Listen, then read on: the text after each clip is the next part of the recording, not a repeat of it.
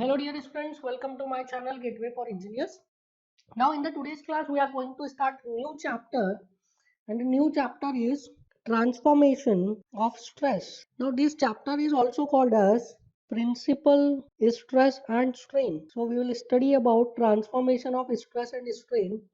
This is also called as principal stress and strain. Now before moving further, सबसे पहले हम ये समझते हैं कि what is this transformation of stress. Transformation of stress क्या होता है?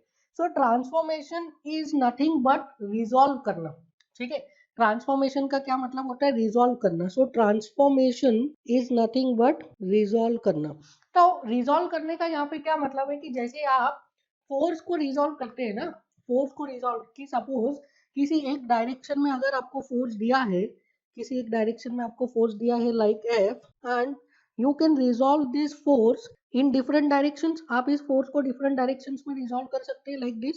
Suppose if you want to find component of force in x direction and this angle is theta, so you can write component of force F in x direction is F cos theta and component in y direction is F sin theta. So this is what, this is resolution of force. तो students बोलते हैं sir ये तो हमें आता ही है, फिर ये जब ट्रांसफॉर्मेशन का मतलब रिजॉल्व करना ही है एंड फोर्स का रिजॉल्व करना तो हमें आता ही है, तो फिर हमें यहाँ पे इस लेवल पे आके इंजीनियरिंग में आके हमें ये क्यों सिखाया जा रहा है? ये तो ऑलरेडी हमने 11th-12th में पढ़ लिया कि जो फोर्स का ट्रांसफॉर्मेशन है, अगर फोर्स लग रहा है लाइक दिस, तो एक्स डायरेक्शन में फोर्स का ट्रांसफॉर्मेशन, अगर थीटा एक्स डायरेक्शन से एंगल एक्स डायरेक्शन से थीटा है तो एक्स डायरेक्शन में ट्रांसफॉर्मेशन, एक्स डायरेक्शन में रिजॉल्व, या एक्स डायरेक्शन में component is f cos theta, y direction में component is f sine theta. ये तो हमें ऑलरेडी पता है. तो यहाँ पे आके हम ये ट्रांसफॉर्मेशन क्यों पढ़ रहे हैं? बिकॉज यहाँ पे हम ये ट्रांसफॉर्मेशन इसलिए पढ़ रहे हैं कि जो स्ट्रेस का ट्रांसफॉर्मेशन है वो फोर्स के ट्रांसफॉर्मेशन जैसा नहीं होता है. क्यों नहीं होता है? बिकॉज हम इसके बारे में पढ़ चुके हैं दैट फोर्स इज कौन सी क्वांटिटी है? Force is a vector quantity, whereas stress कौन सी quantity? Stress is a second order tensor quantity. And दोनों में डिफरेंस भी हम देख चुके हैं दैट फोर्स वेक्टर क्वांटिटी है, एंड वेक्टर क्वांटिटी को अगर आपको डिफाइन करना है, अगर वेक्टर क्वांटिटी को आपको एक्सप्रेस करना है तो आप कैसे एक्सप्रेस करोगे? आप वेक्टर क्वांटिटी को डायरेक्टली एक्सप्रेस करोगे with magnitude and one direction only. But अगर आपको स्ट्रेस को डिफाइन करना है, स्ट्रेस को एक्सप्रेस करना है, या फिर सेकंड ऑर्डर टेंसर क्वांटिटी को एक्सप्रेस करना है, तो आपको कैसे उसको एक्सप्रेस करना पड़ेगा? You have to tell a magnitude with two directions, one is direction and second is plane of association. तो वहां पे आपको दो सफिक्स यूज करना पड़ते हैं, पहला is plane of association and second is direction. तो जो स्ट्रेस है, stress is not similar to force. That is why stress का जो ट्रांसफॉर्मेशन है, स्ट्रेस को रिजॉल्व करना है, स्ट्रेस की कंपोनेंट्स लेना है, वो हम फोर्स के जैसे नहीं ले सकते. तो हम थोड़ा सा समझते हैं कि ये सेकेंड ऑर्डर टेंसर क्वांटिटी क्या होता है. Now if I tell you a statement that stress of 10 megapascal is acting in y direction. तो पहले मैं एक्स वाई डायरेक्शन को डिफाइन कर देता हूँ. So this is x direction, this is y direction. So there is a statement that stress of 10 megapascal is acting in y direction. Now इस statement के corresponding में there is a figure. Now this is a body, suppose this is a body, and इस body के ऊपर एक stress लग रहा है ऑफ 10 मेगापास्कल लाइक दिस. क्या ये जो बॉडी पे स्ट्रेस लग रहा है, इस बॉडी के स्ट्रेस को ये स्टेटमेंट डिफाइन करना है? 10 megapascal is acting in y direction define कर रहे हैं. नाउ अब मैं एक और स्ट्रेस बना रहा हूँ यहाँ पे, देखिए this is the second stress 10 megapascal. Now ये जो सेकंड स्ट्रेस लगाया मैंने 10 मेगापास्कल का, क्या इस स्ट्रेस को ये स्टेटमेंट डिफाइन कर पा रहा है? 10 मेगापास्कल, 10 मेगापास्कल. सो दोनों ही स्ट्रेसेस को ये स्टेटमेंट डिफाइन कर पा रहा है, but this statement is not sufficient to differentiate between these two stresses. ठीक है, तो ये जो फर्स्ट वाला 10 मेगापास्कल है, this is a normal stress, और ये जो सेकंड वाला 10 मेगापास्कल है, this is what? This is shear stress. तो ये statement is not sufficient to differentiate between these two stresses. ठीक है, ये करेक्टली बता नहीं रहा है कि स्ट्रेस कैसा लग रहा है, स्ट्रेस नॉर्मल स्ट्रेस लग रहा है या फिर शियर स्ट्रेस लग रहा है. So this statement is not sufficient. समझ में आया क्यों सफिशिएंट नहीं है? Because stress is a second order tensor quantity, और स्ट्रेस को एक्सप्रेस करने के लिए क्या चाहिए आपको? एक प्लेन ऑफ एसोसिएशन बताना पड़ेगा और एक डायरेक्शन बताना पड़ेगा with along with the magnitude. So magnitude के साथ में आपको एक प्लेन ऑफ एसोसिएशन बताना पड़ेगा, आपको एक डायरेक्शन बताने पड़ेगा, तभी आप स्ट्रेस को एक्सप्रेस कर पाओगे। But here in this statement direction तो बताया है बट प्लेन ऑफ एसोसिएशन नहीं बताया है मैग्नीट्यूड के साथ। दैट इज वाई यहाँ पे हम डिफरेंशिएट नहीं कर पा रहे बिटवीन दिस कि ये शियर स्ट्रेस दे रहा है या फिर ये स्टेटमेंट नॉर्मल स्ट्रेस की बात कर रहे हैं। समझ में आया? So since stress is a second order tensor quantity and force is a vector quantity, that is why हम स्ट्रेस को फोर्स की तरह रिजॉल्व नहीं कर सकते। ठीक है, इसलिए हम यहाँ पे ये चैप्टर पढ़ते हैं, that is transformation of stress. क्यों पढ़ते हैं? क्योंकि stress second order tensor quantity है और उसको रिजॉल्व करने का there is a different procedure, उसको ट्रांसफॉर्म करने का there is a different procedure, इसलिए हम उसको यहाँ पे पढ़ रहे हैं। Now please write in this, since stress is a second order tensor quantity, that is why two suffixes are required to define, can say express the stress correctly. That is sigma xx. The first suffix represents plane of association and the second suffix represents direction. So first suffix क्या दे रहा है आपको? plane of association दे रहा है, second suffix क्या दे रहा है? Direction दे रहा है। Similarly if you want to express shear stress, so tau xy, in this case also first suffix is plane of association and the second suffix is direction. So if you want to express stress, if you want to define stress, so what you have to do? You have to use two suffixes. You have to define stress, you have to determine stress का magnitude along with two suffixes. First is plane of association and second is direction. ठीक है, इतना समझ में आ गया? Now there is a special condition, there is a special condition for that कि अगर मैं प्लेन को फिक्स कर दूं, so if plane is fixed say x, अगर मैंने प्लेन को फिक्स कर दिया दैट एक्स प्लेन पे ही सारी बात हो रही है, जो भी मैं बात कर रहा हूँ वो कहाँ पे कर रहा हूँ? Only and only x plane पे।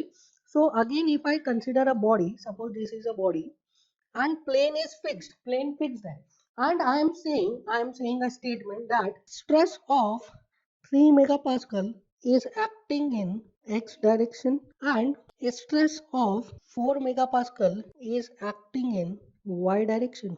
ठीक है, stress of 4 megapascal is acting in y direction and stress of 5 megapascal is acting in x direction. Now अगर मैंने प्लेन को फिक्स कर दिया that the plane is x plane, मैंने plane को क्या क्या फिक्स कर दिया, so in this case अगर प्लेन फिक्स है तो क्या है, क्या मैं ये स्टेटमेंट से यूनिक स्ट्रेस को डिफाइन कर रहा हूँ? यू विल से yes, stress of 3 megapascal is acting in x direction, stress of 3 megapascal is acting in x direction.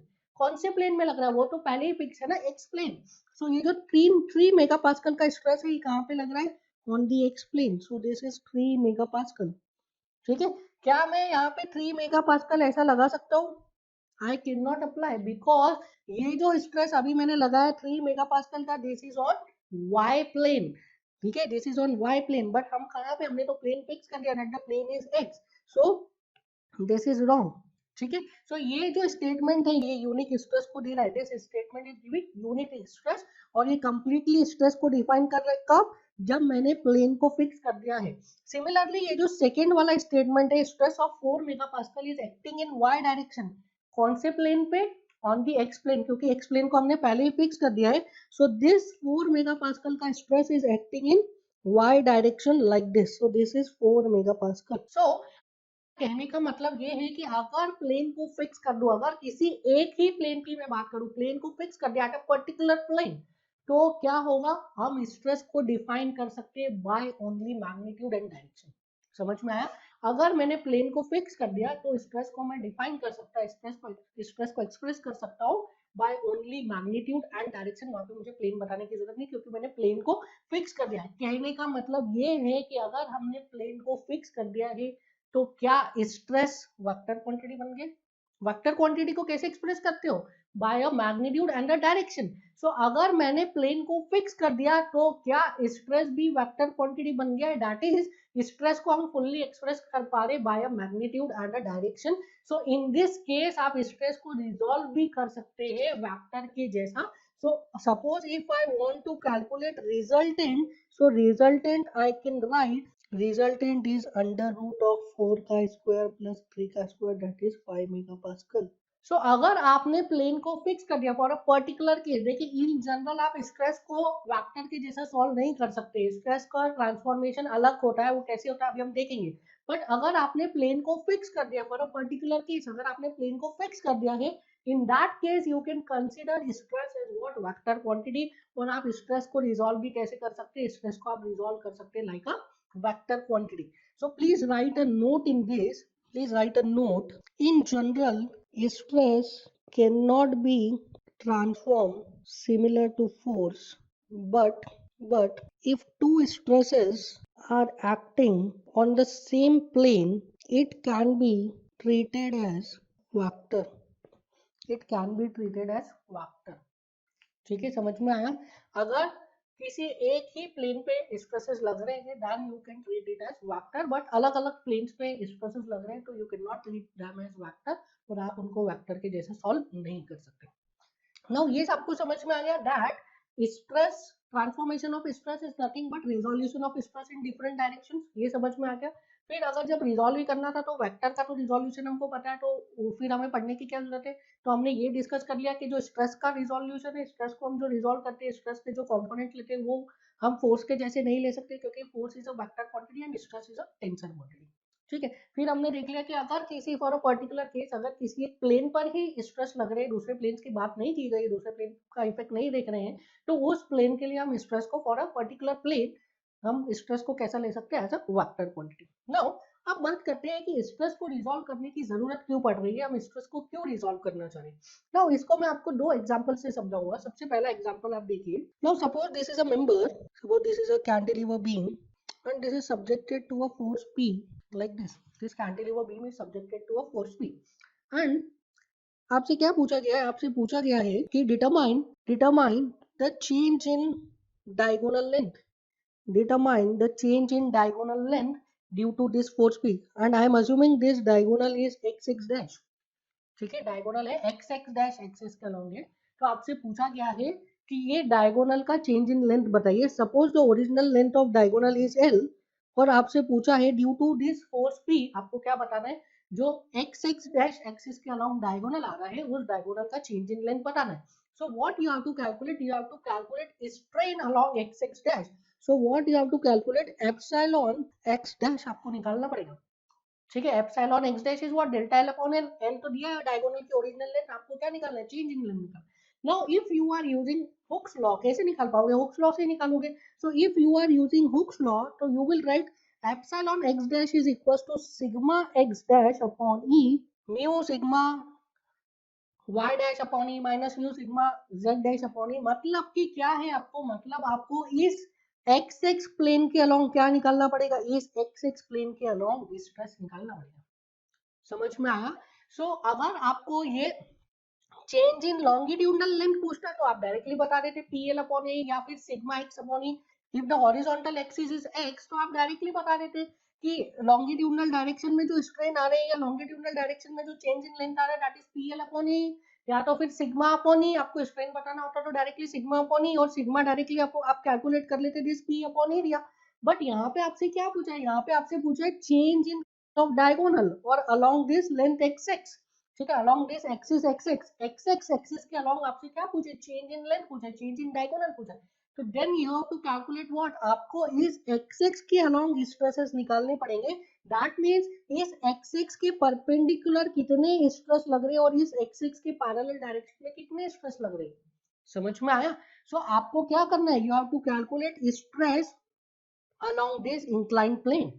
सो आप वो स्ट्रेस कैसे निकालोगे अलोंग दिस इंक्लाइंड प्लेन, आप इस फोर्स P का स्ट्रेस निकालोगे इन द वर्टिकल प्लेन और उस स्ट्रेस को कंपोनेंट्स लोगे, उस स्ट्रेस को रिजॉल्व करोगे अलोंग दिस इंक्लाइंड प्लेन। समझ में आया। So that is why we need to calculate what, we need to calculate transformation of stress, we need to understand transformation of stress, इसलिए हमें ट्रांसफॉर्मेशन करना पड़ता है। आप इसको थोड़ा सा और फिजिकली समझिए, फिजिकली आप इसको समझिए। Suppose there is a body, there is a body and this body is subjected to stress like this body is subjected to stress like this is sigma x, this is sigma x। Directions में मैं बता देता हूँ आपको, this is x direction, this is y direction। now this body is subjected to only normal stress in x direction।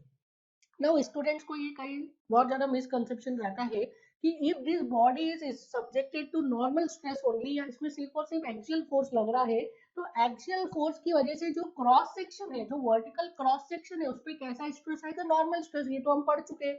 But क्या हो रहा है बॉडी के अंदर, स्टूडेंट को ऐसा लगता है कि एट ऑल द पॉइंट, सभी पॉइंट्स पे सिर्फ और सिर्फ नॉर्मल स्ट्रेस ही लग रहा है, सभी प्लेन्स पे, क्रॉस सेक्शन वाले प्लेन पे तो नॉर्मल स्ट्रेस लग रहा है, दिस इज तो ट्रू, बट सभी प्लेन्स पे नॉर्मल स्ट्रेस लग रहा है ऐसा नहीं है। अगर आप बॉडी के ऊपर नॉर्मल स्ट्रेस लगा रहे हैं तो बॉडी में ऐसा नहीं है कि सिर्फ और सिर्फ नॉर्मल स्ट्रेस ही डेवलप होंगे, बॉडी में there could be different planes. देखिए एक तो ये प्लेन है वर्टिकल, इस वर्टिकल प्लेन पे अगर सिर्फ नॉर्मल स्ट्रेस लग रहा है तो हो सकता है कि इंक्लाइंड प्लेन्स पर क्या लगे, इंक्लाइंड प्लेन्स पर शियर स्ट्रेस भी लगे, ठीक है, एंड लगेगा ही डेफिनेटली। ऐसा नहीं है कि अगर बॉडी में किसी एक प्लेन पर नॉर्मल स्ट्रेस लग रहा है तो बाकी सभी प्लेन्स पर भी नॉर्मल स्ट्रेस ही लगे।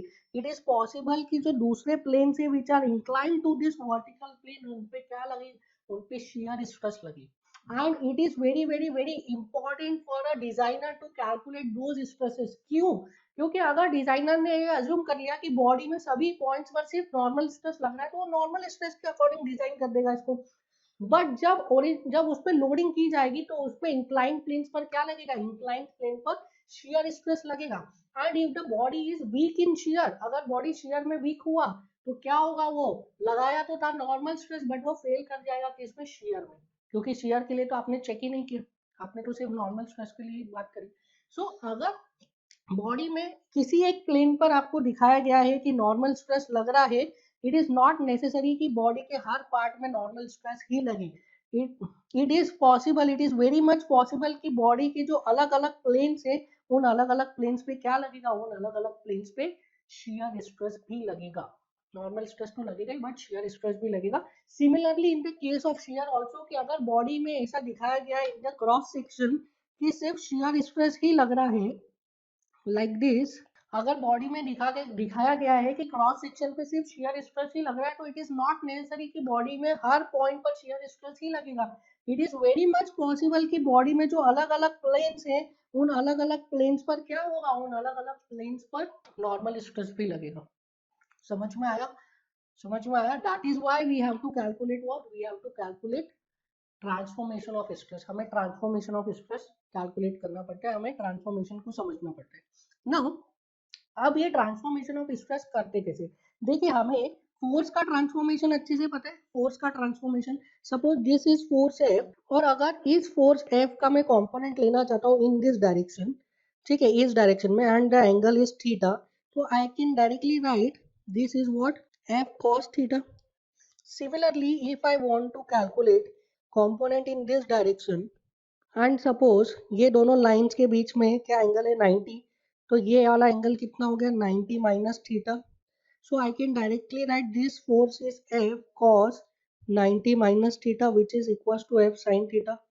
ये हम डायरेक्टली लिख सकते हैं, but in the similar fashion अगर मैं यहाँ पे फोर्स की जगह पे रख दूँ सिग्मा, तो क्या आप डायरेक्टली लिख सकते हो that in the direction, suppose this is OA, the component of stress sigma in direction OA is sigma cos theta, क्या आप लिख सकते हैं?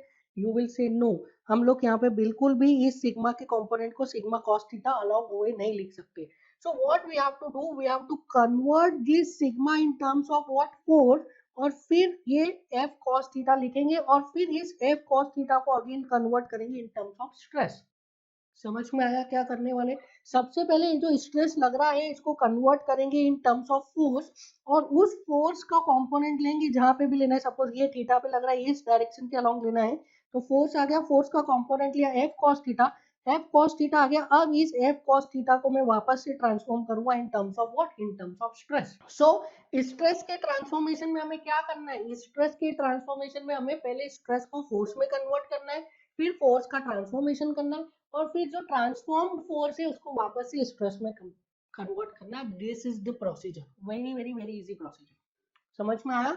क्या करना है हमें, स्ट्रेस के ट्रांसफॉर्मेशन में पहले जो स्ट्रेस है उसको फोर्स में कन्वर्ट करना है, उस फोर्स को ट्रांसफॉर्म करना है, उसके कंपोनेंट्स लेने हैं, F cos theta, F sine theta, फिर जो ट्रांसफॉर्म्ड फोर्स है that is f cos theta and F sine theta, उसको अगेन कन्वर्ट करना है in terms of what, in terms of force.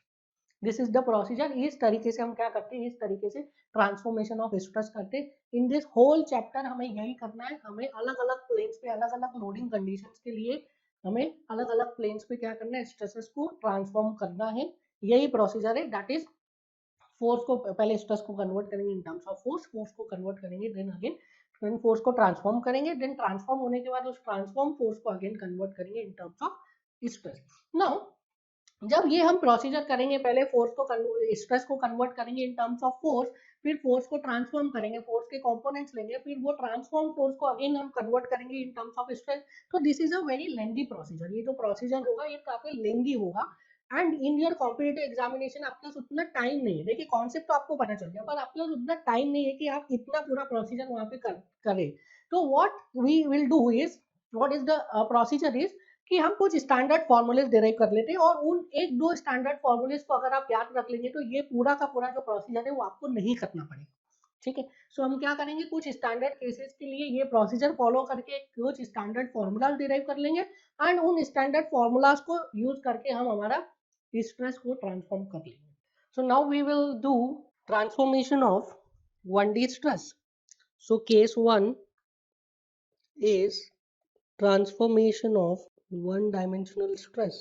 Now हमें ट्रांसफॉर्मेशन का बेसिक समझ में आ गया है कि हमें कैसे ट्रांसफॉर्मेशन करना है। हमें ट्रांसफॉर्मेशन करना है, पहले स्ट्रेस को हम कन्वर्ट करेंगे in terms of force, and फिर फोर्स को हम क्या करेंगे, रिजॉल्व करेंगे।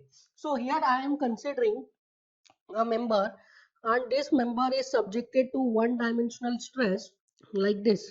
Suppose this is a cantilever beam, and this cantilever beam is subjected to a axial stress sigma, one dimensional stress. ठीक है, so in this member, इस member में क्या लग रहा है, only stress in one dimension, only in x direction। अगर मैं यहाँ पे directions को specify करूँ, so I am assuming this is x direction and this is y direction. So in this case जो stress लग रहा है that is only in x direction, so मैं इसको denote करूँगा with sigma x। ठीक है, stress लग रहा है sigma x। Now what we want to do, we want to transform this stress on an inclined plane। एक inclined plane पे हम इस stress को ट्रांसफॉर्म करना चाहते हैं, and I am assuming a inclined plane, suppose this is the inclined plane, and इस inclined plane का जो एंगल है with respect to vertical is theta. ठीक है, सो सिग्मा एक्स जो है वो स्ट्रेस लग रहा था on the vertical cross section, and मैंने क्या अज्यूम किया, मैंने अज्यूम किया है एक inclined plane, and now I want to see कि ये जो सिग्मा एक्स लग रहा है on the vertical cross section, इस सिग्मा एक्स का क्या इफेक्ट होता है ऑन दिस इंक्लाइंड प्लेन। ठीक है, सो आई एम अज्यूमिंग, मैं अज्यूम कर रहा हूँ कि इस इंक्लाइंड प्लेन पर due to this sigma x दो स्ट्रेसेस लग रहे होंगे। One is perpendicular to this inclined plane like this, and other is parallel to this inclined plane like this. So I am assuming this is sigma x dash and this is tau xy dash. समझ में आया?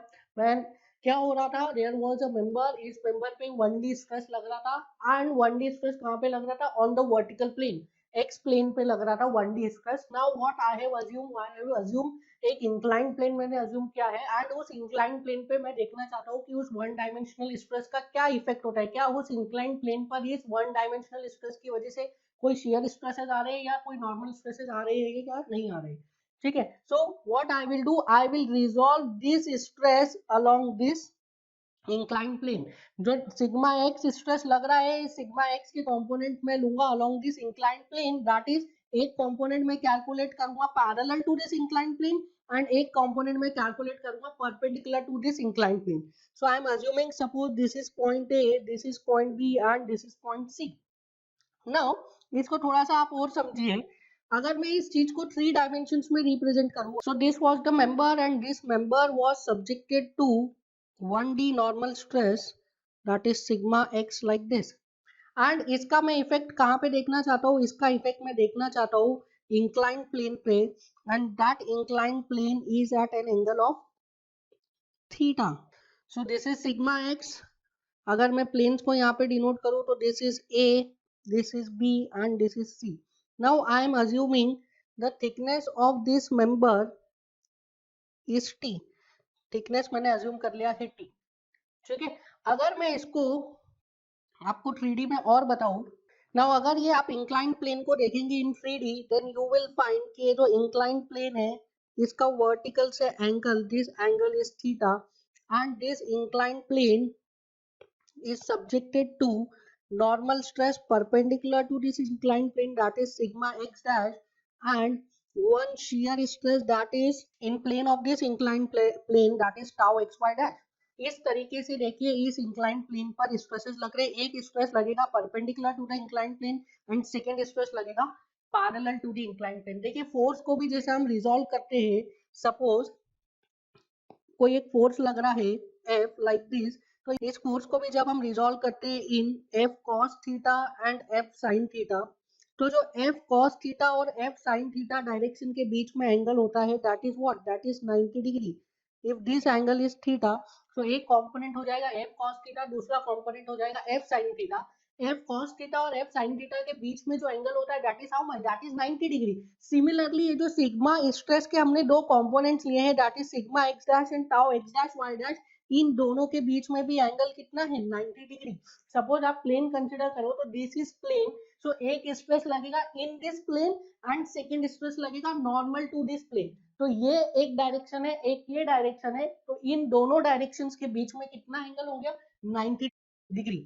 Similarly जैसे कि हम force को resolve करते हैं दो डायरेक्शंस में, उन दोनों डायरेक्शंस के बीच में एंगल होता है 90 डिग्री. सिमिलरली हम यहाँ पे क्या कर रहे हैं, इस सिग्मा एक्स स्ट्रेस को रिजॉल्व करेंगे दो डायरेक्शन में, एंड इन दोनों डायरेक्शन के बीच में एंगल कितना होगा, 90 degree. Since one of the stress is parallel to this plane, इस प्लेन के पैरेलल है, तो इसे हमने क्या बोला, shear stress, that is tau xy dash. second stress will be perpendicular to this plane, तो उसको हमने क्या बोला, normal stress sigma x dash.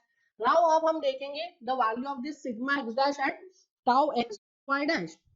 now please see here, अगर मैं in terms of force की बात करूं, in terms of force की बात करूं मैं, now अगर मैं in terms of force की बात करूं, तो there must be a force fx which is responsible for this sigma x. देखिए जो सिग्मा एक्स है इसके लिए एक फोर्स एफ एक्स होगा जिसकी वजह से ये सिग्मा एक्स आ रहा होगा. और अगर इंक्लाइन प्लेन की मैं बात करता हूँ, if I talk about incline plane, तो ये इंक्लाइन प्लेन कितने डिग्री पे इंक्लाइन है, this is at an angle theta. So अगर इस इंक्लाइन प्लेन के नॉर्मल में बात करूँ, इस इंक्लाइन प्लेन के normal, suppose this is a direction normal to incline plane, so ये नॉर्मल का भी एंगल कितना होगा, दिस इज ऑल्सो थीटा. देखिए जो सिग्मा एक्स लग रहा है और यू कैन से जो एफ एक्स लग रहा है, this F x is perpendicular to vertical, ये एफ एक्स वर्टिकल के परपेंडिकुलर है.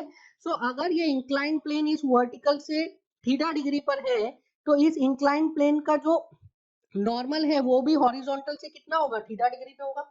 So this both this angle will be theta. Now ये जो नॉर्मल डायरेक्शन में फोर्स आएगा, this is how much, this is component of this F x, and I can write it as F x cos theta. कितना हो जाएगा, it is nothing but fx cos theta, and there will be one more component which will be parallel to this, and that would be fx sin theta. ठीक है, तो fx के दो components हो गए, one is fx cos theta and other is fx sin theta. कहां पर लिए, सेम इंक्लाइन प्लेन पर लिए, जिन इंक्लाइन प्लेन्स पे हमको क्या निकालना था, sigma x dash and tau x dash y dash. अब आप यहाँ पे देखिए, this fx is responsible for what, sigma x. Similarly, this fx cos theta is responsible for what? For sigma x dash. Similarly, this f sin theta is responsible for what? Tau x dash y dash. समझ में आया. ये जो fx है ये किसके लिए responsible है, सिग्मा x के लिए. fx cos थीटा किसके लिए रिस्पॉन्सिबल हो जाएगा, सिग्मा x डैश के लिए. एंड fx sin थीटा किसके लिए रिस्पॉन्सिबल हो जाएगा, टाउ x y डैश के लिए. सो यहाँ से देखिए हमारा सॉल्यूशन आ जाता है. देखिए, so if I equate, can I write fx is equals to sigma x into area लेना पड़ेगा. अब एरिया कौन सा लेंगे, this is A B C. अब देखिए जो सिग्मा एक्स लग रहा है वो कौन से प्लेन पे लग रहा है, ये इस प्लेन पर लग रहा है सिग्मा एक्स. ये जो हाईलाइटेड प्लेन है इस प्लेन पर लग रहा है सिग्मा एक्स. और इस प्लेन का एरिया कितना है, इस प्लेन का एरिया हो जाएगा will be A B into T. So I can write F x is equal to sigma x into A B into T. Similarly, fx cos theta किसके लिए रिस्पॉन्सिबल है, fx cos theta is responsible for this sigma x dash. So can I write fx cos theta is equals to how much? Sigma x dash into area. आप कौन सा area लेंगे? We have to take this inclined plane का area, क्योंकि sigma x dash कहाँ पे लग रहा है? इस inclined plane पे. तो inclined plane का एरिया क्या हो जाएगा? It is AC into T. ये देखिए, ये inclined plane का एरिया आएगा, this area, this. So this would be how much? AC into T. So fx cos theta को हम लिख सकते हैं, it is sigma x dash into A C into T. यहाँ से आपका सॉल्यूशन आ जाता है. That is F x cos theta is equal to sigma x dash into A C into T. F x की वैल्यू रखिए, F x is nothing but sigma x into A B into T into cos theta. This is equal to sigma x dash into A C into T. Now sigma x dash को subject of the formula बनाइए. Sigma x dash T से T तो cancel हो जाएगा. You will get sigma x dash is equal to sigma x into AB upon AC into cos theta. Now अब इस triangle में देखिए, look in this triangle ABC. What is cos theta? Can I write cos theta is equals to AB upon AC? हो जाएगा cos theta. देखिए इस triangle में, so cos theta is base upon hypotenuse. So this is base, AB is base, hypotenuse is AC. So it is AB upon AC. So from here you can write sigma x dash is equals to sigma x into cos square theta. Sigma x dash is how much? Sigma x dash is equals to sigma x into cos square theta. Now similarly if I write fx sin theta, so क्या मैं fx sin theta को लिख सकता हूँ? देखिए this was fx cos theta, अभी fx cos theta लिखा था, अब मैं fx sin theta लिख रहा हूँ. तो क्या मैं fx sin theta को लिख सकता हूँ? fx sin theta is equals to minus of tau xy into area. So I will write fx sin theta is equals to minus of tau xy dash into area. कौन सा लेंगे? Again we have to take inclined plane. ये inclined plane वाला area हमें लेना पड़ेगा, this. So inclined plane का area कितना है? It is AC into T. So this is nothing but fx sin theta is equals to minus tau xy into AC into t. अब fx की value रखिए, fx is nothing but sigma x into AB into t into sin theta. This is equals to tau xy dash into AC into t. t से t तो cancel हो जाएगा. तो subject of the formula बनाइए. You will get what? It is minus sigma x into A B upon A C into sine theta. So what is A B upon A C? अभी हमने calculate किया. A B upon A C is nothing but cos theta. A b upon AC is cos theta, so it is nothing but cos theta. So can I write tau xy dash is equals to minus sigma x into cos theta sin theta? So from here can I write tau xy dash is equals to minus sigma x into, it is sin 2 theta by 2. So tau xy dash is equals to minus sigma x by 2 into sin 2 theta. Now this is the value of what? This is the value of shear stress on the inclined plane. This is the value of shear stress on the inclined plane. Now हमने ये दो results यहाँ पे derive किए हैं. That is normal stress on the inclined plane sigma x dash is equals to sigma x cos square theta, and shear stress on the inclined plane tau xy dash is minus sigma x by 2 sin 2 theta. Now in results को कहीं भी use करने से पहले आपको कुछ चीजों का ध्यान रखना है. क्या ध्यान रखना है आपको? कि जो हमने इंक्लाइन प्लेन लिया है, दिस इंक्लाइन प्लेन, ये इंक्लाइन प्लेन का ओरिएंटेशन कैसा है? ये इंक्लाइन प्लेन का ओरिएंटेशन वर्टिकल से theta angle anti clockwise direction में. आप ये चीज हमेशा ध्यान रखेंगे कि जो हमने फॉर्मूला डिराइव किया है और जो आगे भी सारे फॉर्मूला डिराइव करेंगे, वो सारे फॉर्मूला में जो थीटा है, that theta is in anti clockwise direction from the vertical plane. इसमें बहुत ही ज्यादा आपको कंफ्यूज करेगा एग्जाम में. क्यों? बच्चों को क्या रहता है? फॉर्मूला सब पता रहता है, सब कॉन्सेप्ट पता रहता है, पर क्या है, थीटा में आपको उलझाएगा. हमने जो ये डेरिवेशन किया है, इन दिस जो इंक्लाइंड प्लेन का इंक्लिनेशन है from the vertical is theta anti clockwise. आपको एग्जाम में दे देगा क्लॉकवाइज, आपको हॉरिजॉन्टल से एंगल दे देगा, पर आपको याद रखना है कि जो हमने डेरिवेशन किया है उसमें जो थीटा है, that theta is in anti clockwise direction from the vertical plane. ठीक है, वर्टिकल प्लेन से एंटी क्लॉकवाइज डायरेक्शन में. पहली चीज. दूसरी चीज, जो ये सिग्मा एक्स है, this sigma x is what? This sigma x is tensile. ठीक है, सिग्मा एक्स क्या है? Sigma x is tensile. So exam में आपको कंफ्यूज करेगा, कॉम्प्रेसिव दे देगा. ठीक है, जो नॉर्मल स्ट्रेस लगा है, वन डायमेंशनल स्ट्रेस, ये हमने टेंसाइल लिया, एग्जाम में आपको कॉम्प्रेसिव स्ट्रेस लगा देगा। अगर कॉम्प्रेसिव स्ट्रेस लग रहा है तो आप क्या लेंगे, सिग्मा एक्स की वैल्यू नेगेटिव लेंगे। ठीक है, अगर यहाँ पे आपको कॉम्प्रेसिव स्ट्रेस ऑफ 20 मेगापास्कल दे दिया है तो in the formula you will put sigma x as minus of 20। ठीक है, याद रही दूसरी चीज। तीसरी चीज, ये जो सिग्मा एक्स डैश हमारे पास निकल के आया है, this sigma x dash is what, tensile. समझ में आया। जो सिग्मा एक्स डैश मैंने इसका रिजल्ट अज्यूम किया है कि जो रिजल्ट आएगा that sigma x dash is tensile, मैंने अज्यूम किया है। सो ये जो फॉर्मूला है that sigma x dash is equal to sigma x cos square theta, अगर इसकी वैल्यू पॉजिटिव आती है दैट मींस ये जो इंक्लाइन प्लेन है इस पे कैसा स्ट्रेस लग रहा है, इस पे स्ट्रेस लग रहा है टेंसाइल। और अगर सिग्मा एक्स डैश की value that is sigma x dash is equal to sigma x cos square theta, इसकी वैल्यू नेगेटिव आती है, आफ्टर सॉल्व करने के बाद आपको सिग्मा एक्स डैश की वैल्यू नेगेटिव मिलती है, दैट मींस ये जो इंक्लाइंड प्लेन पे स्ट्रेस लग रहा है कैसा लग रहा है, कॉम्प्रेसिव लग रहा है।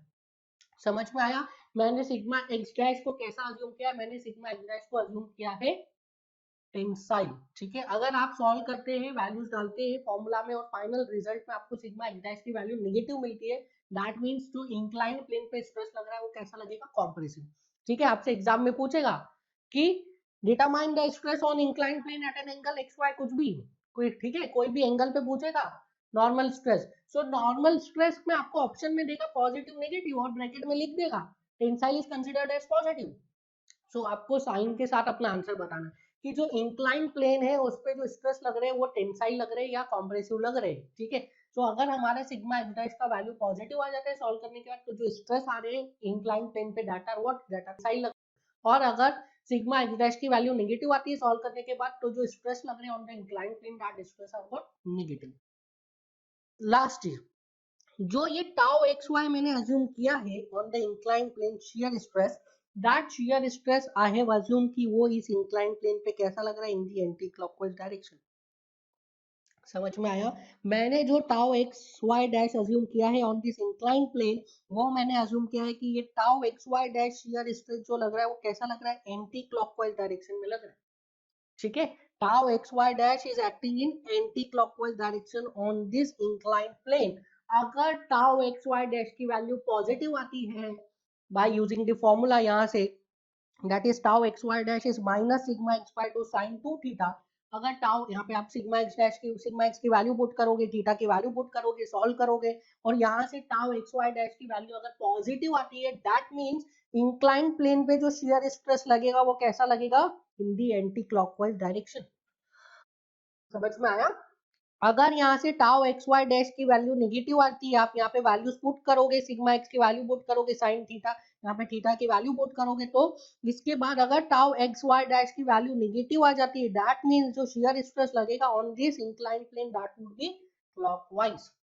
समझ में आया। सो चार चीजें आपको याद रखनी है। सबसे पहली चीज कि जो इंक्लाइन प्लेन मैंने लिया है वो incline plane at an angle of theta from vertical या in anti clockwise direction.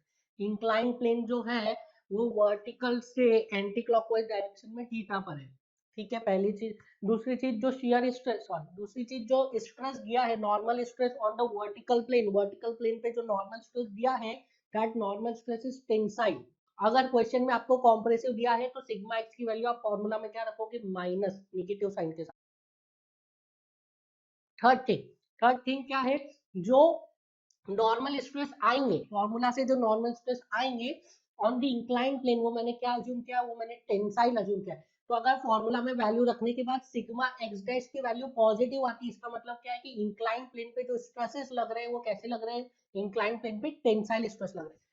Last, जो इंक्लाइन प्लेन पे शियर स्ट्रेस आएगा, जो इंक्लाइन प्लेन पे शियर स्ट्रेस का डायरेक्शन हमने अज्यूम किया वो कौन सा अज्यूम किया, एंटी क्लॉकवाइज। हमने एंटी क्लॉकवाइज डायरेक्शन अज्यूम किया शियर स्ट्रेस का ऑन द इंक्लाइन प्लेन। तो अगर आप फॉर्मूला में वैल्यू रखते हैं टाउ एक्स वाई डैश की वैल्यू पॉजिटिव आती है, इसका मतलब क्या है कि इंक्लाइन प्लेन पे जो शियर स्ट्रेस लग रहे हैं वो कैसे लग रहे हैं, एंटी क्लॉकवाइज।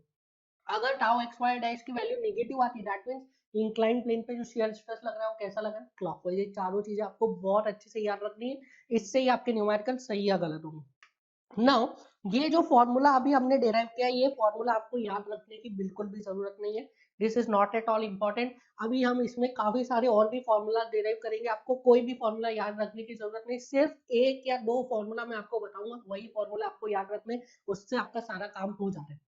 यहाँ ये सब हम कर रहे हैं कॉन्सेप्ट बिल्ड करने के लिए, समझने के लिए कर रहे हैं, ठीक है। आपके कॉन्सेप्ट यहीं से ही बिल्ड होंगे, आगे जाके हम देखेंगे ग्राफिकल मेथड, मोर सर्कल्स देखेंगे, तो वो वहां पे इन सब चीजों का यूटिलाइजेशन होने वाला है। सो यहाँ पे मैं रिजल्ट लिख देता हूँ। So this was the given condition and we have calculated the value of sigma x dash is equals to sigma x cos square theta and tau xy dash is equals to minus of sigma x sin 2 theta by 2. So ये हमने result अभी derive कर लिया है। So ये दो result हमने derive कर लिए हैं। Now we will discuss about these results. ठीक है, अब हम इन रिजल्ट्स के बारे में कुछ डिस्कशंस करेंगे। Now the first discussion is about sigma x dash. So sigma x dash is equals to sigma x cos square theta. Now tell me theta की कितनी वैल्यूज पॉसिबल है, ठीक है, थीटा की कितनी वैल्यूज पॉसिबल है, theta की there could be infinite number of values possible, ठीक है, थीटा की इनफाइनाइट नंबर ऑफ वैल्यूज हो सकती है। अगर थीटा को मैं चेंज कर रहा हूँ तो उससे क्या हो रहा है, अगर यहाँ पे थीटा को चेंज कर रहे तो उससे ये जो प्लेन है, ये जो इंक्लाइन प्लेन है, इसका ओरिएंटेशन चेंज होता जा रहा है। समझ में आया? थीटा की अलग अलग वैल्यूज रखने से क्या हो रहा है, थीटा की अलग अलग वैल्यूज रखने से मुझे इस इंक्लाइन प्लेन का ओरिएंटेशन चेंज होता जा रहा है। और अगर मैंने सिग्मा एक्स को सपोज फिक्स कर दिया, कोई एक फिक्स स्ट्रेस लगा दिया इस पे, सपोज 10 मेगापास्कल लगा दिया, एंड थीटा की अलग अलग वैल्यूज में ले रहा हूँ, तो मुझे क्या मिलता जा रहा है, मुझे अलग अलग ओरिएंटेशन ऑफ इंक्लाइन प्लेन पे क्या मिलता जा रहा है, नॉर्मल स्ट्रेस मिलता जा रहा है। सो थीटा की कितनी वैल्यूज पॉसिबल है, थीटा की इनफाइनाइट वैल्यूज पॉसिबल है, क्यों, क्योंकि there could be infinite number of this incline planes possible, ठीक है, यहाँ से आपको infinite number of incline planes मिल सकते हैं अलग अलग ओरिएंटेशन पे, इसलिए थीटा की इनफाइनाइट वैल्यूज पॉसिबल है। सो जब आप थीटा की वैल्यू चेंज करते जा रहे हैं, तो ये जो सिग्मा एक्स डैश है, ये क्या आपको रिजल्ट देता जा रहा है, ये सिग्मा एक्स डैश आपको ये अलग अलग इंक्लिनेशन ऑफ इंक्लाइन प्लेन्स पे नॉर्मल स्ट्रेस की वैल्यू देता जा रहा है, ठीक है, समझ में आ रहा है? सो ये सिग्मा एक्स डैश क्या रिप्रेजेंट कर रहा है, सिग्मा एक्स डैश रिप्रेजेंट कर रहा है normal stress on incline plane, ठीक है, normal stress on incline plane which is at an angle of theta in anti clockwise direction from the vertical plane. समझ में आया? Normal stress on incline plane which is at an angle theta in anti-clockwise direction from the vertical plane. So theta की infinite number of values possible है, क्योंकि infinite number of inclined planes हो सकते हैं, बिल्कुल सही बात है।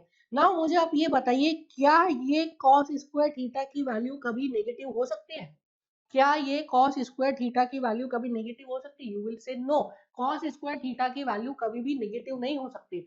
इसका मतलब क्या है, इसका मतलब ये है कि जो सिग्मा एक्स डैश का जो नेचर है वो किस पे डिपेंड करेगा, only on the nature of sigma x. Sigma x dash कब पॉजिटिव होगा, जब सिग्मा एक्स पॉजिटिव है, सिग्मा एक्स डैश कब नेगेटिव होगा, जब सिग्मा एक्स नेगेटिव है। मतलब कि इंक्लाइन प्लेन पे नॉर्मल स्ट्रेस का नेचर जो होगा वो वर्टिकल प्लेन पे नॉर्मल स्ट्रेस के नेचर के जैसा होगा। समझ में आया? जो इंक्लाइन प्लेन पे नॉर्मल स्ट्रेस आएगा, इंक्लाइन प्लेन पे normal stress will always be same in nature with the stress on vertical plane. अगर वर्टिकल प्लेन पे कॉम्प्रेसिव स्ट्रेस लगेगा तो इंक्लाइन प्लेन पे भी कॉम्प्रेसिव स्ट्रेस आएगा, अगर वर्टिकल प्लेन पे टेंसाइल स्ट्रेस लगेगा तो इंक्लाइन प्लेन पर भी टेंसाइल स्ट्रेस आएगा। समझ में आया?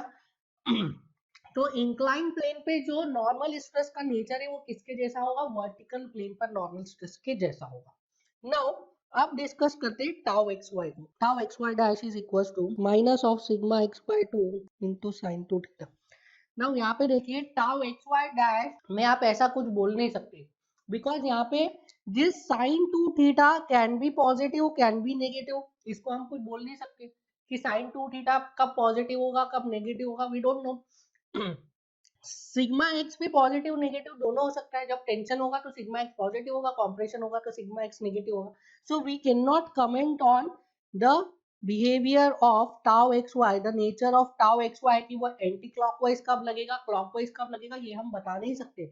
हमें थीटा की वैल्यू यहाँ पे पुट करनी पड़ेगी, सिग्मा एक्स की वैल्यू पुट करनी पड़ेगी, और हमें देखना पड़ेगा कि ये tau x Y anti clockwise लग रहा है या क्लॉकवाइज लग रहा है। More over tau x Y anti clockwise लगे या क्लॉकवाइज लगे उससे कोई इफेक्ट नहीं पड़ता है, because tau x y is what, tau x y is shear stress, और शियर स्ट्रेस के केस में कोई कॉम्प्रेशन टेंशन डिफाइंड नहीं है, पॉजिटिव नेगेटिव का इतना ज्यादा इंपॉर्टेंस नहीं होता इन case of shear stress, because उसमें शियरिंग हो रही है। शियरिंग क्या होती है, एक मेंबर डाउन जाता है दूसरा मेंबर अप जाता है, तो दोनों मेंबर उस प्लेन के अलाउंग अलग अलग डायरेक्शन में जाते हैं, इसी को शियरिंग बोलते हैं। तो शियरिंग के केस में पॉजिटिव नेगेटिव का इतना ज्यादा इंपॉर्टेंस नहीं होता है, इसलिए यहाँ पे उस चीज को हम एनालाइज कर भी नहीं सकते, और कर भी लेते तो उससे कुछ हमें बहुत ज्यादा रिजल्ट्स मिलते नहीं। बट जो मेन रिजल्ट यहाँ पे मिल रहा है वो किससे मिल रहा है हमको, सिग्मा एक्स डैश से।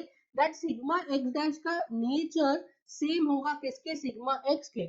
मतलब अगर किसी मटेरियल में, अगर किसी बॉडी में वर्टिकल प्लेन पे सिर्फ और सिर्फ नॉर्मल टेंसाइल स्ट्रेस लग रहा है, ठीक है, नॉर्मल स्ट्रेस लग रहा है जो कि टेंसाइल है, तो कोई सा भी ऐसा इंक्लाइन प्लेन नहीं होगा जिसपे कि कॉम्प्रेसिव स्ट्रेस लगेंगे।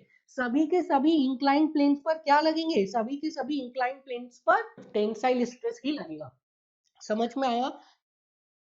सिमिलरली अगर यहाँ पे, अगर वर्टिकल प्लेन पे सिर्फ और सिर्फ नॉर्मल कॉम्प्रेसिव स्ट्रेस लग रहा है, अगर वर्टिकल प्लेन पे सिर्फ और सिर्फ नॉर्मल कॉम्प्रेसिव स्ट्रेस लग रहा है, तो किसी भी इंक्लाइन प्लेन पर टेंसाइल स्ट्रेस नहीं आएगा। शेयर स्ट्रेस तो आएगा, वो तो ठीक है, बट नॉर्मल स्ट्रेस जो आएगा वो टेंसाइल नहीं आएगा, वो कैसा आएगा, हमेशा कॉम्प्रेसिव। सो अगर वर्टिकल प्लेन पे टेंसाइल स्ट्रेस लग रहा है, तो हर इंक्लाइन प्लेन पे क्या आएगा, हर इंक्लाइन प्लेन पर नॉर्मल स्ट्रेस टेंसाइल आएगा। अगर वर्टिकल प्लेन पे जो स्ट्रेस लग रहा है नॉर्मल स्ट्रेस वो कॉम्प्रेसिव लग रहा है, तो हर इंक्लाइन प्लेन पर क्या आएगा, हर इंक्लाइन प्लेन पर normal stress will be compressive. Now this result is valid only and only and only and only for 1D stress system. ठीक है, ये पूरा का पूरा एनालिसिस किसके लिए कर रहे हैं, वन डायमेंशनल स्ट्रेसेस के लिए कर रहे हैं। नाउ यहाँ पे आप देखिए there is a important thing जो आपको समझना है, that is application of 1D stress transformation. Application समझना है आपको वन डायमेंशनल स्ट्रेस ट्रांसफॉर्मेशन का, दिस इज वेरी इंपॉर्टेंट, इससे न्यूमेरिकल्स भी आते हैं directly. Now 1D stress transformation का आप एप्लीकेशन समझिए। Suppose there is a bar or there is a member and this member is subjected to one dimensional stress like this sigma x. So this is a member और इस member पे क्या है, इस member पे एक one dimensional stress लग रहा है sigma x. Now हमने ये एनालाइज कर लिया है कि ये जो सिग्मा एक्स है, इस सिग्मा एक्स की वजह से जो वर्टिकल प्लेन है उस पे तो क्या लग रहा है, उस पे लग रहा है सिर्फ और सिर्फ नॉर्मल स्ट्रेस। वर्टिकल प्लेन पे क्या लग रहा है, सिर्फ और सिर्फ नॉर्मल स्ट्रेस लग रहा है। But there could be a incline plane, there are definitely incline plane, जिस इंक्लाइन प्लेन पर क्या होगा, जिस इंक्लाइन प्लेन पर नॉर्मल स्ट्रेस भी आएगा और शियर स्ट्रेस भी आएगा। सो इस नॉर्मल स्ट्रेस की वजह से, इस नॉर्मल स्ट्रेस की वजह से वर्टिकल प्लेन पे तो सिर्फ नॉर्मल स्ट्रेस आ रहे हैं, but there are a number of inclined planes, बहुत सारे इंक्लाइंड प्लेन्स है जिसपे क्या हो रहा है, जिसपे नॉर्मल स्ट्रेस भी आ रहा है और शियर स्ट्रेस भी आ रहा है। उसकी वैल्यू भी हमने कैलकुलेट कर ली, sigma x dash is equal to sigma x cos square theta and tau x dash y, tau xy dash is equals to minus sigma x by 2 sin 2 theta. So इसका मतलब क्या है कि अगर किसी मटेरियल पे आप वर्टिकल प्लेन पे नॉर्मल स्ट्रेस लगा रहे हो, इसका ये मतलब नहीं है कि मटेरियल में शियर स्ट्रेस डेवलप ही नहीं होगा। मटेरियल में इस वर्टिकल प्लेन पे तो शियर स्ट्रेस नहीं डेवलप होगा, but there are a number of infinite number of incline plane जिन पर की क्या होगा, जिन पर शियर स्ट्रेस डेवलप होगा। एंड अगर आप मटेरियल में नॉर्मल स्ट्रेस लगा रहे हैं तो ऐसा जरूरी नहीं है कि मटेरियल का जो फेलियर होगा वो टेंशन या कॉम्प्रेशन की वजह से ही होगा, मटेरियल का फेलियर शियर की वजह से भी हो सकता है if the material is weak in shear. समझ में आया। हम मटेरियल पे क्या कर रहे हैं, मटेरियल पे सिर्फ और सिर्फ नॉर्मल स्ट्रेस लगा रहे हैं, मटेरियल पे क्या कर रहे हैं, सिर्फ और सिर्फ नॉर्मल स्ट्रेस लगा रहे हैं। बट वो नॉर्मल स्ट्रेस की वजह से क्या है, नॉर्मल स्ट्रेस की वजह से there are a number of inclined plane जिसपे क्या हो रहा है, जिसपे शियर स्ट्रेस भी डेवलप हो रहा है। एंड अगर आप मटेरियल पे नॉर्मल स्ट्रेस लगा रहे हैं, इसका ये मतलब नहीं है कि मटेरियल का जो फेलियर है वो सिर्फ नॉर्मल स्ट्रेस की वजह से ही हो सकता है, that is tensile stress and compressive stress की वजह से ही हो सकता है। मटेरियल का फेलियर शियर स्ट्रेस की वजह से भी हो सकता है। क्यों, क्योंकि इंक्लाइन प्लेन्स पर क्या आ रहा है, इंक्लाइन प्लेन्स पर शियर स्ट्रेस आ रहा है। And if the material is weak in shear, तो मटेरियल क्या हो सकता है, मटेरियल शियर में भी फेल कर सकता है, जबकि आप जो स्ट्रेस लगा रहे हैं वो कौन सा लगा रहे हैं, आप स्ट्रेस लगा रहे हैं नॉर्मल स्ट्रेस, फिर भी मटेरियल किस में फेल हो जाएगा, मटेरियल फेल हो जाएगा शियर में। So now we will understand failure of materials in 1D loading. Failure of material in 1D loading. आप एक चीज यहाँ पे ध्यान रखेंगे कि जो सारे discussions हो रहे हैं अभी, these all discussions are valid only and only for 1D loading. Now if I talk about brittle material, so case 1 is brittle material. Now brittle material का क्या property होता है, that brittle material are strong in compression and brittle materials are weak in tension and in between strength होती है in between in shear. brittle material क्या होते हैं, compression में strong रहते हैं, tension में weak रहते हैं और इन दोनों के बीच में कहीं उसके shear में strength रहती है. So अगर मैं किसी brittle material पे tensile load लगाऊं, so I want to see failure of brittle material in tension. So this is case number 1, failure of brittle material in tension. Now what I am doing is suppose this is a bar of brittle material and इस बार के ऊपर क्या किया है मैंने, इस बार के ऊपर मैंने टेंसाइल स्ट्रेसेस लगाए हैं sigma x and in tensile stresses को क्या कर रहे हैं हम, ग्रेजुअली इंक्रीज करते जा रहे हैं और हम देख रहे हैं कि ये कैसे फेल होते हैं. ठीक है, सो जब ब्रिटल मटेरियल में आप टेंसाइल स्ट्रेसेस लगाएंगे तो हमें पता है कि मटेरियल किसमें वीक है, material is weak in tension. Shear में तो स्ट्रेंथ ज्यादा है, टेंशन में स्ट्रेंथ कम है. तो जब आप मटेरियल पे टेंसाइल स्ट्रेसेस लगाएंगे तो definitely there will be a number of infinite number of inclined planes जिस पर क्या होगा, जिसपे कि शियर स्ट्रेसेस डेवलप होंगे एंड उन इंक्लाइंड प्लेन्स में नॉर्मल स्ट्रेस भी डेवलप हो रहे हैं.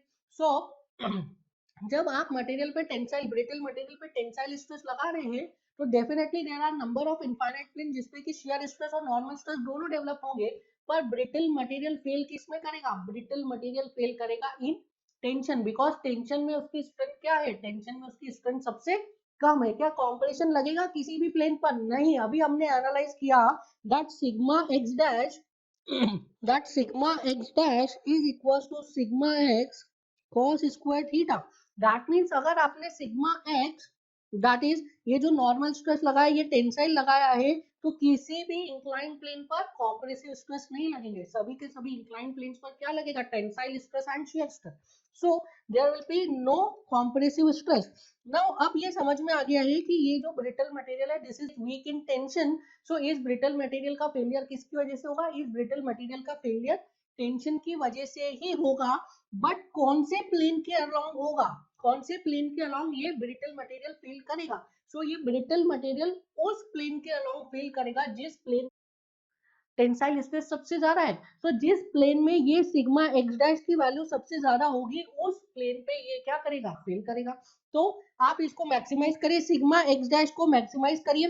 सो कॉस कौन से थीटा के लिए सिग्मा एक्स की वैल्यू, सिग्मा एक्स डैश की वैल्यू मैक्सिमम होगी, जिसके लिए कॉस स्क्वायर थीटा की वैल्यू मैक्सिमम होगी. कॉस स्क्वायर थीटा की वैल्यू किस पे मैक्सिमम होती है, at theta is equal to 0 degree. So sigma x dash is maximum at theta is equal to how much, 0 degree. So theta equals to 0 degree का क्या मतलब है, थीटा इक्वल्स टू 0 डिग्री का मतलब है that the plane is vertical. मतलब ये जो ब्रिटल मटेरियल है, ये जो ब्रिटल मटेरियल फेल करेगा due to one dimensional tensile stresses, ये फेल कहाँ से करेगा, वर्टिकल प्लेन से. इसका फेलियर होगा वर्टिकल प्लेन के अलोंग. सो अगर मैं इसके फेलियर प्लेन की बात करूं तो failure plane will be vertical. So this is failure plane which will be vertical. Theta कितना होगा, theta with the vertical plane is 0. That means the plane is vertical. और फेल होने के बाद ये कैसा हो जाएगा, अब हमने एक बात पढ़ी थी, क्या पढ़ी थी, दैट ब्रिटल मटेरियल में जो प्लास्टिक स्प्रिंग्स होते हैं वो नहीं होते, बहुत ही कम होते हैं. ठीक है, ब्रिटल मटेरियल में प्लास्टिक स्प्रिंग्स नहीं आते हैं, इलास्टिक लिमिट क्रॉस करने के बाद जस्ट फेल कर जाता है. सो दैट मीन्स इसका जो फेलियर होगा, failure will be like this. Suppose this length is L1, this length is L2, so L1 plus L2 will be L. इसका मतलब क्या है कि इसमें प्लास्टिक स्ट्रेंस नहीं आएंगे, प्लास्टिक स्ट्रेंस क्या होगा, प्लास्टिक स्ट्रेंस नहीं आएंगे इसमें. L1 plus L2 is equals to how much, L. दो पार्ट्स में ये ब्रेक हो जाएगा एंड इन दोनों पार्ट्स को जब आप मर्ज करोगे तो आप ये लेंथ मिल जाएगी. There will be no plastic strains, length में चेंज नहीं होगा. एंड ये जो फेलियर प्लेन है this will be vertical, this will be vertical. समझ में आया. So no failure plane will be vertical. Now case 2 देखिए, केस 2 सेम ब्रिटल मटेरियल है, सेम ब्रिटल मटेरियल है। Now this time this brittle material is subjected to what? This brittle material is subjected to compressive stress. So we will talk about failure of brittle material in compression, failure of brittle material in compression.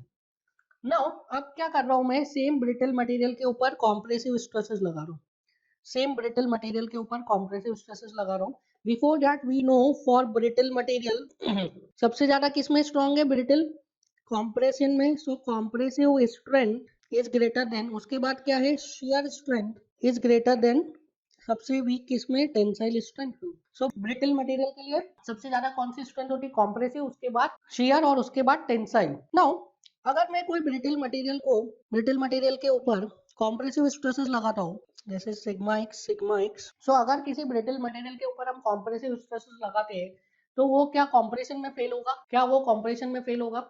देखिए वो कैसे fail होगा। अगर किसी material के ऊपर हम compressive stress लगा रहे हैं तो जो वर्टिकल प्लेन है, वर्टिकल प्लेन में तो क्या रहेगा? Only and only compressive stress, but there will be infinite number of inclined plane जिसपे कि शियर स्ट्रेस आएगा और नॉर्मल स्ट्रेस आएगा। नाउ नॉर्मल स्ट्रेस की अगर मैं बात करूं तो sigma x dash will be equal to sigma x into cos square theta. So sigma x dash का नेचर कैसा होगा? सिग्मा एक्स के जैसे ही होगा। Since sigma x is compressive तो सिग्मा एक्स डैश क्या है? Sigma x dash will also be compressive. मतलब कि ये जो मटेरियल है इसमें किसी भी प्लेन पर टेंसाइल स्ट्रेस आएगा ही नहीं।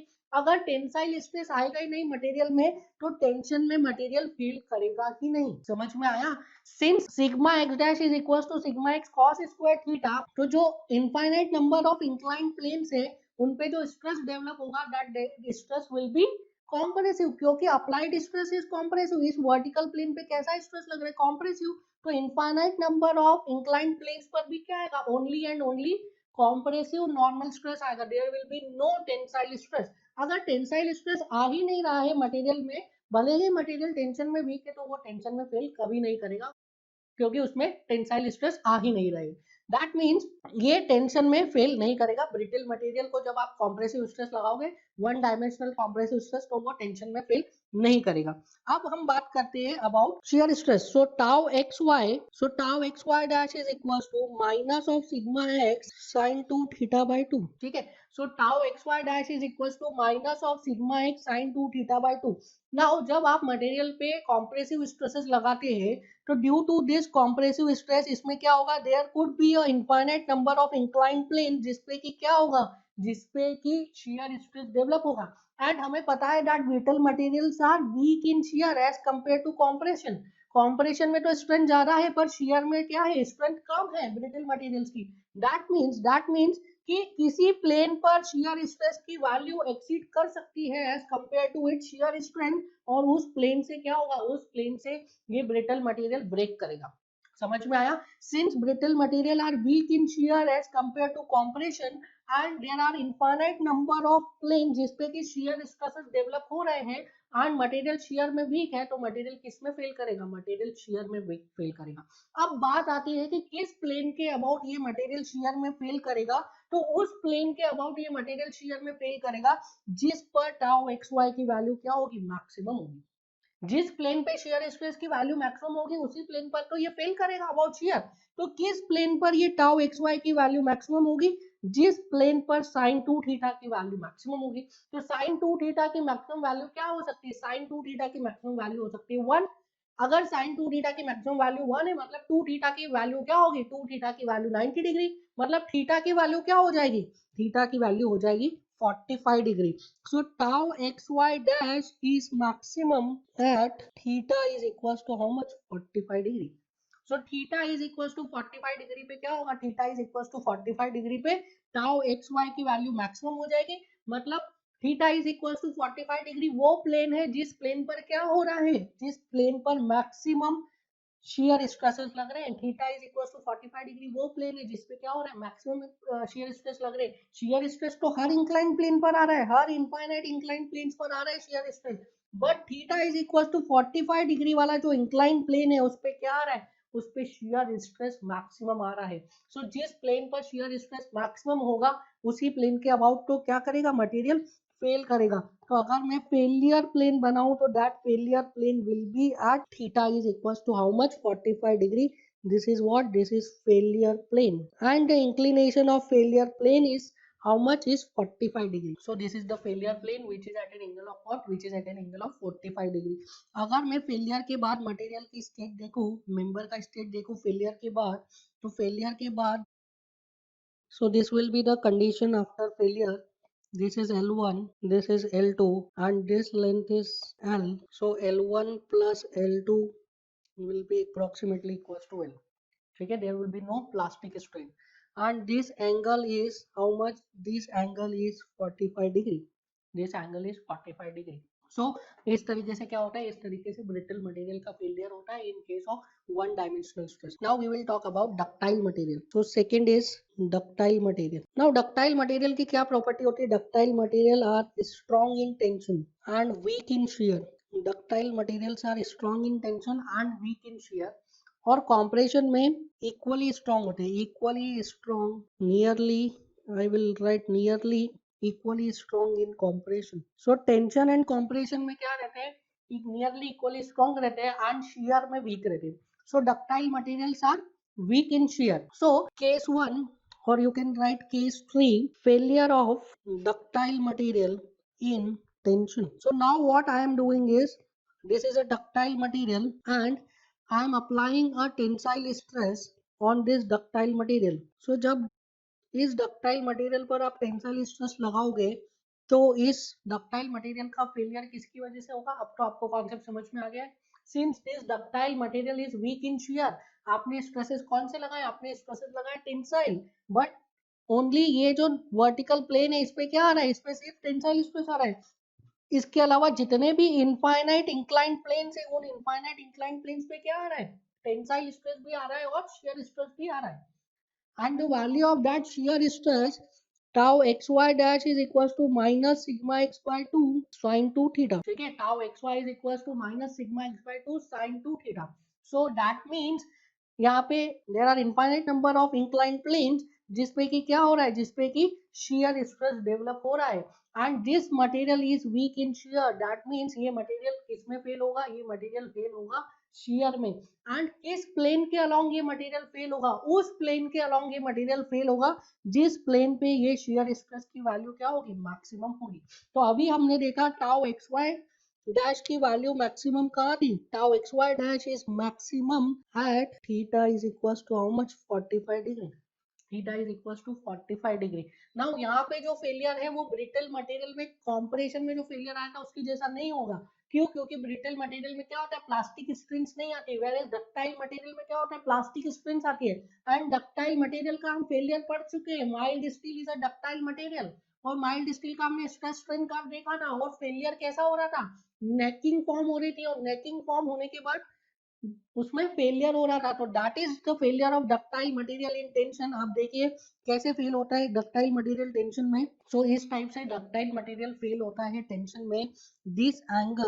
This angle is approximately, this angle is 45 degree and this is called as what? This is called as cup cone failure. ठीक है, this is cup, this is cone. इसमें से क्या होता है? मटेरियल इस टाइप से कप कोन फेलियर में फेल करना है in the case of what? In the case of ductile material.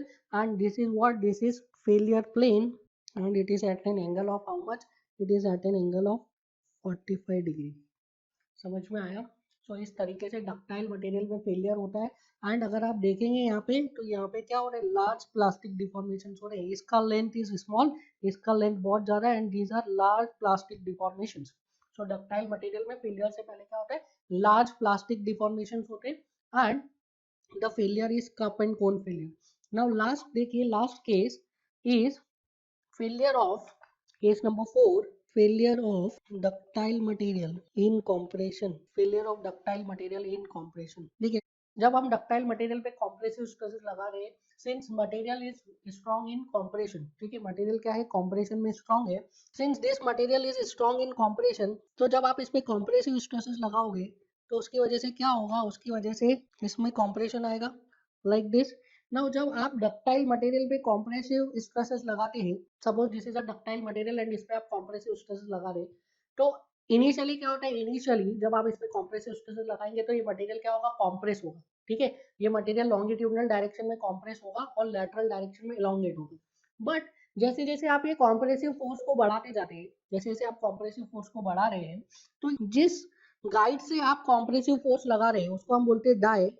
So suppose this is die, and इस डाई से आप क्या लगा रहे हैं, कॉम्प्रेसिव फोर्स लगा रहे हैं किसमें, वर्क पीस में। This is the work piece. Now इस वर्क पीस पे आप इस डाई के थ्रू क्या कर रहे हैं, कॉम्प्रेसिव फोर्स लगा रहे हैं। जब आप इस डाई के थ्रू कॉम्प्रेसिव फोर्स लगा रहे हैं तो इनिशियली तो कॉम्प्रेसिव फोर्स कम है, तो ये क्या होगा, ये लैटरल डायरेक्शन में elongate होगा, लॉन्गिट्यूडनल डायरेक्शन में कॉम्प्रेस होगा। बट आफ्टर सम टाइम क्या होगा, after some time compressive stress की वैल्यू क्या होगी, कॉम्प्रेसिव स्ट्रेस की वैल्यू बढ़ जाएगी। कॉम्प्रेसिव स्ट्रेस की वैल्यू जब बढ़ जाएगी तो ये लैटरल डायरेक्शन में elongate होना चाहेगा। बाकी सारे क्रॉस सेक्शंस पर तो लेटरल डायरेक्शन में elongate हो जाएगा, पर जो क्रॉस सेक्शन कांटेक्ट में है विद द डाई, उन क्रॉस सेक्शन पे ये लेटरल डायरेक्शन में elongate नहीं हो पाएगा। क्यों नहीं हो पाएगा, because there is friction between this die and the material. Material और डाई के बीच में फ्रिक्शन है, और हमें पता है जब ये एक्सियल फोर्स इंक्रीज हो जाएगा उसकी वजह से क्या होगा, फ्रिक्शनल फोर्स भी बहुत इंक्रीज हो जाएगा। सो फ्रिक्शनल फोर्स के इंक्रीज होने की वजह से क्या होगा, फ्रिक्शनल फोर्स के इंक्रीज होने की वजह से ये डाई के साथ जो क्रॉस सेक्शन कांटेक्ट में है उस क्रॉस सेक्शन पर लैटरल डायरेक्शन में elongate नहीं हो पाएगा, बाकी सारे क्रॉस सेक्शन पर लैटरल डायरेक्शन में elongate होगा।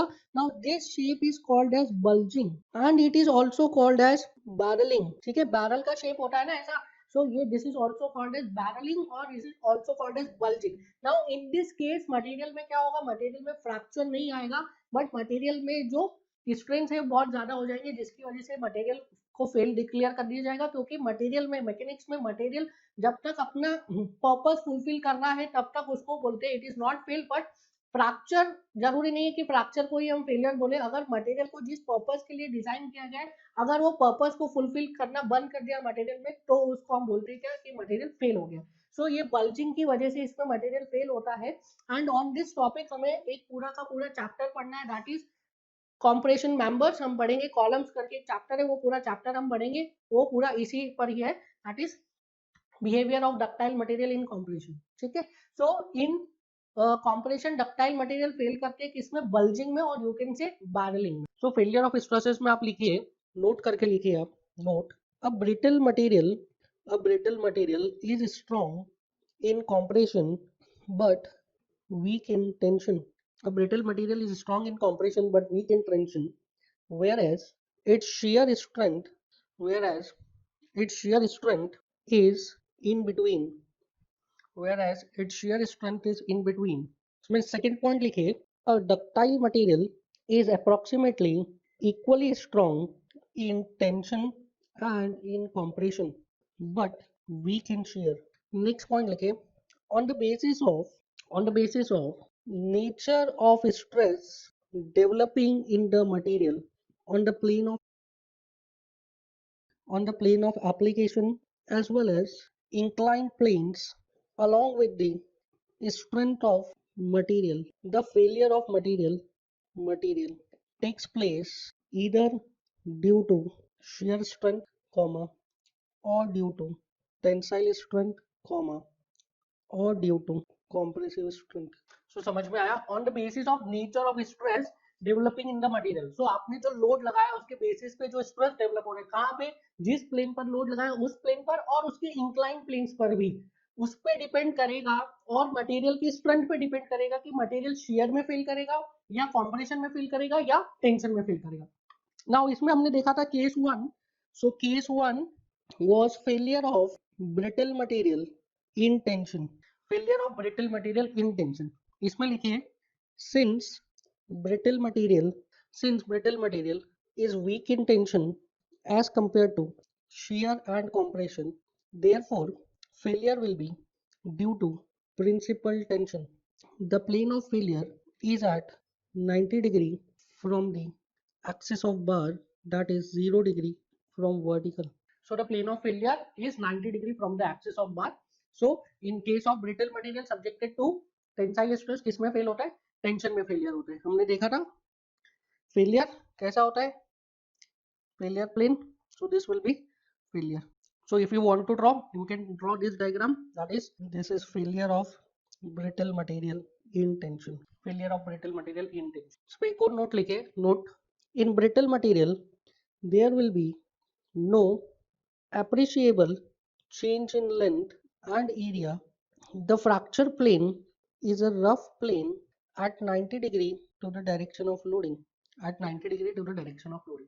So brittle material में हमने देखा था कि प्लास्टिक स्ट्रेंथ नहीं आते, so there will be no appreciable change in length. Now next लिखिए second case, case number 2, failure of brittle material in compression. Failure of brittle material in compression. इसमें लिखिए since brittle material are strong in compression and there will be no tensile stress developed in the case of compressive loading. So failure of brittle material due to compressive loading, or you can write 1D compressive loading, takes place because of shear. The failure plane is at 45 degree to the axis of bar, or you can write direction of loading. Failure plane is at 45 degree to the axis of bar. Now next लिखिए case number 3, failure of ductile material.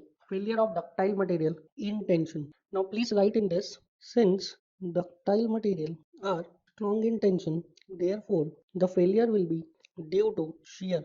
Failure will be due to shear. The failure is called as cup cone failure. So the failure of ductile material in tension is called as what? Is called as cup cone failure. The failure surface is at 45 degree to the direction of loading. The failure surface is at 45 degree to the direction of loading. Make note, लिखिए note. Shear strength of ductile material is nearly 50 to 60% of tensile strength. So shear strength of ductile material is nearly 50 to 60% of tensile strength. अगर आप yield से compare करेंगे तो around 57.7% आता है. आगे हम लोग ये देखेंगे theories of failure में.